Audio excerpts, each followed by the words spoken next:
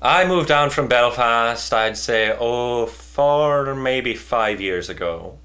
A lot of people think I'm American, but I'm not. I'm just kidding. I actually am American. What I'm trying to say is that I'm a master of accents. I'd say it's pretty close to my best talent. At least that's what everyone's told me.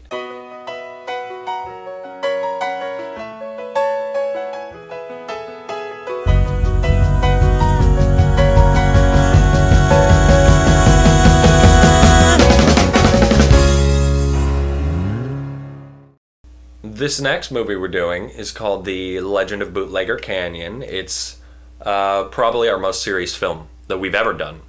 And it's set in the West, so it's a Western. And it's about a guy, he's on the run. He's in the desert alone because he's on the run from his crimes. Murder being one of them. West Tarnation!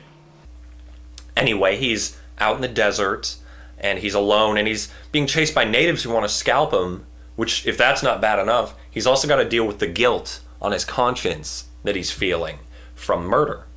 So it's very, a very serious story, very hard story. Okay, so Dave, he runs and he jumps on the cowboy's back, and they're all fighting and wrestling, and oh no, there's dynamite, not enough time left, and then boom, smoke everywhere, the mountain explodes, and Indian comes and grabs and scalps his head off, and then down to his foot, and then that explosion comes and just then rips the foot right off, and it just flies, blood's going everywhere, the infantry and the army comes in, the grenade, and then, oh, the plane got shot down, it's falling into the sea. Storyboards, I'd say, are very important to Catrabbit movies. They're integral. I once heard a story about a young Steven Spielberg, and the way it goes is he was making a movie with his friends as he was a younger child, and his friends looked at him and they said, "Stevie, you've written such a great story. How are we to understand this on film? How do we transition from story to film?" And of course, Steven, he pondered this, He looked around and he knelt down to the dirt and he began to doodle on the dirt. And, that was the beginning of storyboards. And really, it's changed everything. And we're no different than Steven Spielberg in that respect. I mean, we are different. We're not going to make AI, for example. Okay, so we have Dave. He's as the Indian. He's running through the hall. What? Native American. They like Native American. Okay, so we have Dave, the Native American, running through the hall. Then I come in as the other Indian. Native American. Native American. Read. Native American. We should note that. Native American. Read the other Native American. Runs in. Then you, the cowboy, runs Cattle through engineer. What? Cattle. I've been working with Paul since the very beginning of Catrabbit. I mean, it's safe to say that filming is in our blood. I mean, seriously, we've had tests done. I mean, our great-grandfathers worked together in the silent film era. They produced some of the great stuff, some of the best silent films ever. I mean, it's the most inspiring work.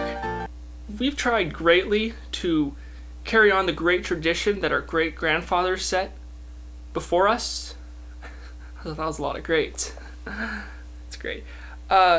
We've made people disappear, reappear. We made the black and white, the silent. We could do all the effects that they did in I Dream of Jeannie. We take our writing very seriously here. Sometimes we write together, sometimes we write apart. But when we're together, no distractions. That's where the magic happens. I think we should have him That's go... stupid. We haven't written anything, and we've been 2 hours, okay? You think horses like soda? Dog show! You can't forget about writing alone. You can do a lot of good stuff there, too.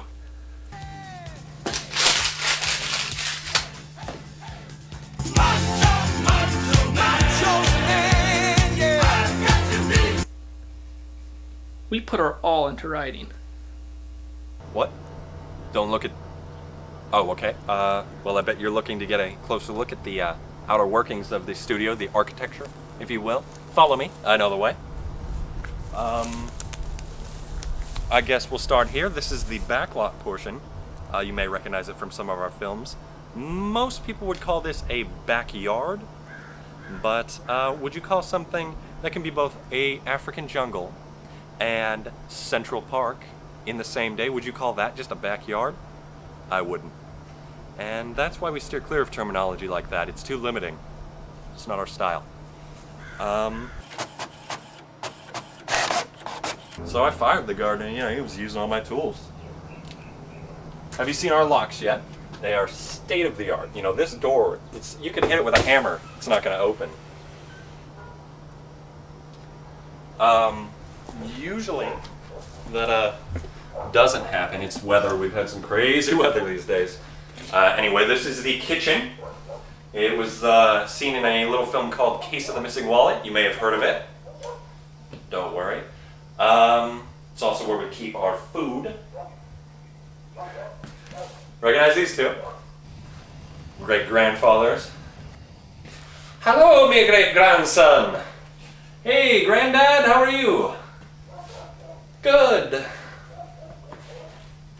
When Irish eyes are smiling. Oh. Paul sings a lot.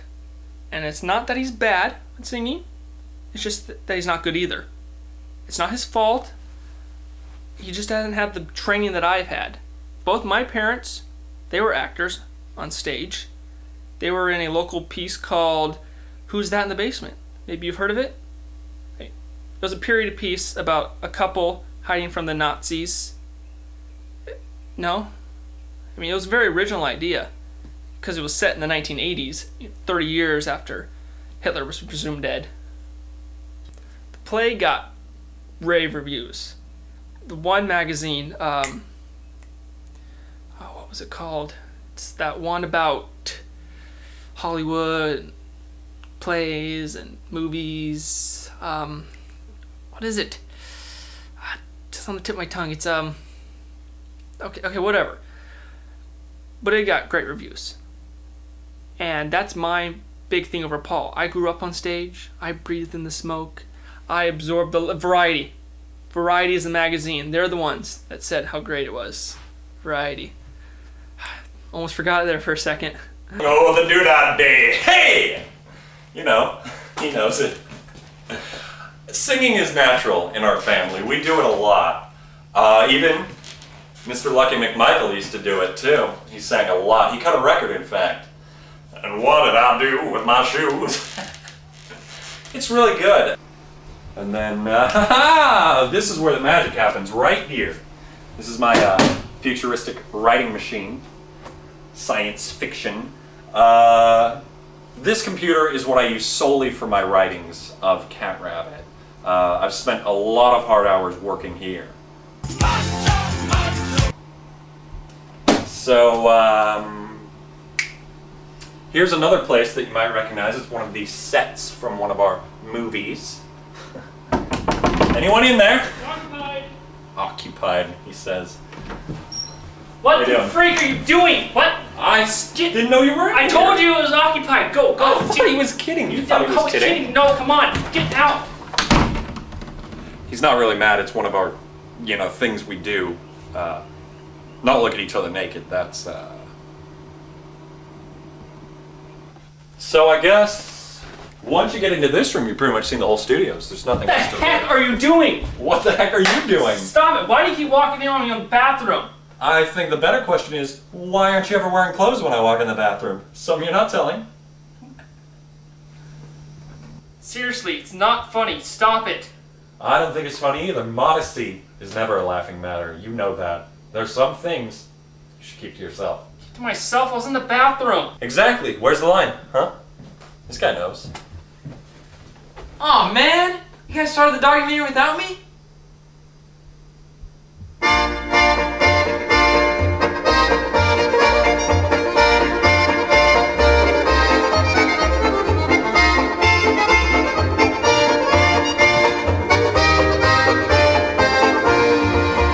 Valerie, Valerie, Valera, Valerie,